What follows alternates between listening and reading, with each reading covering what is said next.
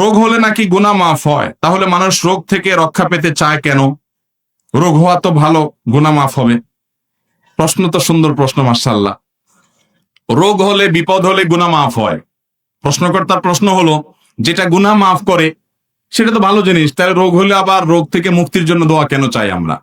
এই প্রশ্ন উত্তর হলো, নবী করিম সাল্লাল্লাহু আলাইহি সাল্লাম বলেছিলেন তার দোয়ার মধ্যে, আল্লাহ আপনি যদি আমার উপরে অসন্তুষ্ট না হন, আমার কোনো বিপদ হয়, কষ্ট হয়, ফালা উবালি, আমি পরোয়া করি না, আমার কিছু যায় আসে না। আপনি কষ্ট দিচ্ছি, কষ্টের মধ্যে ফেলে যদি আমাকে আপনি রাগান্বিত না হন, আপনি সন্তুষ্ট থাকেন, আমি সেটাকে মেনে নিব। আল্লাহ অসুস্থ হলে, রোগ দিলে আল্লাহ রাব্বুল আলামিন আমরা সন্তুষ্ট হব, কারণ এর মাধ্যমে আল্লাহ গুনাহ মাফ করবেন।